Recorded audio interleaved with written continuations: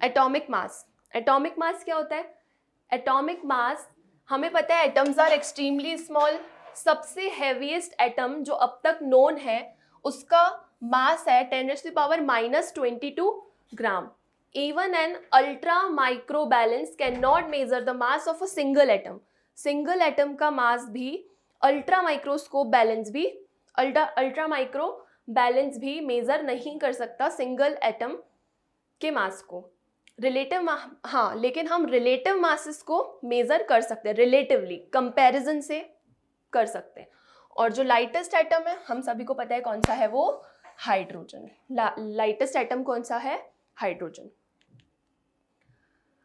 1961 में international union of chemist selected the most stable isotope of carbon. IUC ने most stable isotope of carbon दिया था C12 isotope as standard for comparison the atomic masses of various elements. Atomic mass of an element tells us the number of times an atom or the element is heavier. Carbon 12 isotope को हमने use किया क्योंकि हम atomic mass को calculate नहीं कर सकते, single एक एटम के मास को हम नहीं निकाल सकते, तो हमने एक स्टैंडर्ड बना दिया कंपैरिजन के लिए. जैसे कार्बन 12 आइसोटोप से हम कंपेयर कर रहे थे कि कोई भी एटॉमिक मास जो है एलिमेंट का, कोई भी एटॉमिक मास एलिमेंट का, वो हमें ये बताता है कि वो कार्बन 12 का जो मास है उससे कितने टाइम्स हैवियर है. Okay, now atomic masses of an element may be defined as the, atomic mass को हम किस तरीके से डिफाइन करते हैं? As the average relative mass of an atom of the element as compared with mass of an atom of carbon. Carbon 12 isotope taken as 12 atomic mass unit. Atomic mass को हम कैसे डिफाइन कर रहे हैं? Average relative mass of an atom of an element as compared with mass of atom of carbon 12. जैसे मैंने अभी बताया कार्बन 12 आइसोटोप से हम कंपेयर कर रहे हैं इसको, राइट. एटॉमिक मास को हम किस तरीके से कैलकुलेट कर रहे हैं? Mass of one atom of element, एक एलिमेंट का, एक किसी भी एलिमेंट के एक एटम का जो मास है वो ऊपर रखेंगे, divided by 1/12 of the mass of an atom of carbon 12. 1/12 of the mass of an atom of carbon 12. Now example, for example, magnesium का एटॉमिक मास है 24U. मैग्नीशियम का एटॉमिक मास है 24U. वो क्या इंडिकेट कर रहा है कि जो मैग्नीशियम का एक एटम है वो कार्बन 12 से 24 टाइम्स हैवियर है than 1/12 of a carbon 12 atom. Magnesium का एटॉमिक मास कितना है? 24U.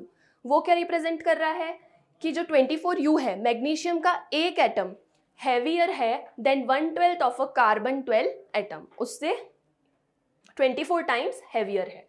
Now atomic masses of some elements. Atomic masses of some elements. Hydrogen का एटॉमिक मास कितना है? 1U. ये कुछ इंपॉर्टेंट है जो आपको याद रखने पड़ेंगे, जैसे इन सब के ये सारे इंपॉर्टेंट है, इन सब के आपको एटलीस्ट इन 5 के तो एटलीस्ट याद होने चाहिए, इन 4 के तो बिल्कुल होने ही चाहिए. Hydrogen, carbon, nitrogen, oxygen. Sodium 23, oxygen 16, nitrogen 14, carbon 12 and hydrogen 1. Now gram atomic mass. Gram atomic mass क्या होता है? Gram atomic mass is defined as that much quantity of element whose mass, बस इसमें कुछ नहीं, ये सेम है, same as atomic mass. इसमें सिर्फ अपन कोई भी रिप्रेजेंट करने के लिए AMU यूज कर रहे थे, लेकिन ग्राम एटॉमिक मास की अगर बात करेंगे तो हम ग्राम यूज करने लगेंगे जी. ग्राम एटॉमिक मास को कैलकुलेट करना भी मैंने बता दिया. न्यूमेरिकल वैल्यू सेम रहेगी जो एटॉमिक मास की है, बस हम सिंपली यूनिट को U से G में कन्वर्ट कर देंगे. अब जैसे एल्यूमिनियम का एटॉमिक मास है 27U, तो इसका ग्राम एटॉमिक मास हो जाएगा 27 ग्राम, 27G.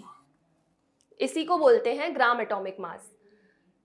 ठीक है, अब ग्राम एटॉमिक मास ऑफ आइसोटोप निकालने का फॉर्मूला ये है, इंपॉर्टेंट है.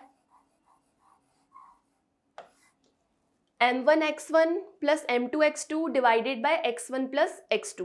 Gram atomic mass of isotope. Isotope सभी को पता है क्या होते हैं. अब M1 एंड M2 क्या है, relative masses of isotope. M1 की जगह क्या रखेंगे, relative masses of isotope. X1 और X2 की जगह relative percent content. Now example, जैसे कि क्लोरीन में 2 टाइप के एटम्स हैं, 2 types of atom. Chlorine contain 2 types of atom having relative masses. एक का 35 है. क्लोरीन के पास 2 टाइप के एटम्स हैं, एक का मास है 35, एक का है 37, और इनकी अबंडेंस है 3:1. ऐसे केसेस में atomic mass of the element is the average of relative masses of different isotopes of element. तो अब हमसे पूछ रहा है, तो हम क्या करेंगे, हमने फॉर्मूला पढ़ा M1x1. अभी मैंने बताया ग्राम एटॉमिक मास ऑफ आइसोटोप कैसे निकालेंगे, M1x1 plus M2x2 divided by x1 plus x2. Value put करेंगे. M1 की वैल्यू क्या है 35 इंटू x1 की वैल्यू 3 प्लस M2 की वैल्यू 37 इंटू x2 की वैल्यू 1 डिवाइडेड बाय 3 प्लस 1 4. इसकी वैल्यू आएगी 35.5 ग्राम. तो क्लोरीन का ग्राम एटॉमिक मास हो जाएगा 35.5 ग्राम.